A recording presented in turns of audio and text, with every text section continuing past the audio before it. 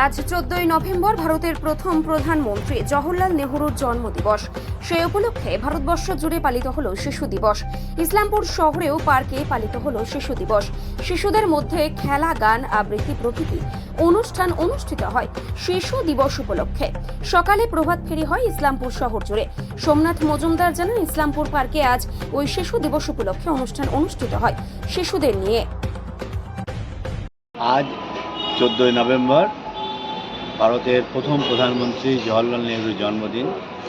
লোকে তাকে চাচা নেহরু বলে ডাকে। তো আজকের এই দিনে জওহরলাল নেহরুর যে স্বপ্ন ছিল, তিনি যেমন ছোট ছোট শিশুদেরকে ভালোবাসতেন, স্নেহ করতেন, মায়া দিতেন এবং শিশুদের অধিকারের জন্য আজকের দিনটা নির্দিষ্ট করা হয়েছে। পৃথিবীর বিভিন্ন দেশে শিশু দিবসগুলো দিন পালিত হয়, কিন্তু বিভিন্ন দিনে পালিত হয়। 1959 সালে যে আমাদের জাতিসংঘ তারা ঘোষণা করে যে 20শে নভেম্বর করা হবে।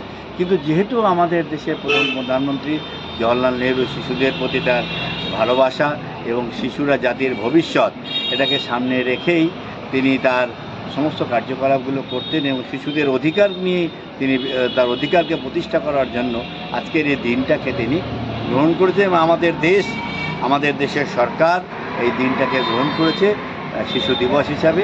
সেই শিশু দিবসের অঙ্গ হিসাবে আমাদের যে বিদ্যালয়, সেই বিদ্যালয় স্পান্দনিক সহ অন্যান্য আরও অনেক বিদ্যালয় সকালে ইসলামপুর পার্কে তাদের শিশুদেরকে, তাদের ছোট ছোট শিশুদের, বাচ্চাদেরকে নিয়ে এসেছিল। আমরা আমাদের শিশুদেরকে নিয়ে এসে তাদের কিছু আজকের এই দিনটাকেও আমরা অনুষ্ঠিত করলাম।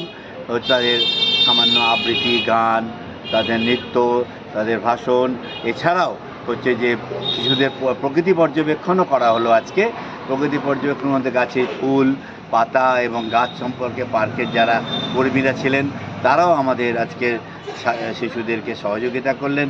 শিশুরা সেটা নোট করে নিয়েছে। আগামী দিনে এটাকে সামনে রেখে স্কুলে প্রজেক্ট ওয়ার্কও করা হবে।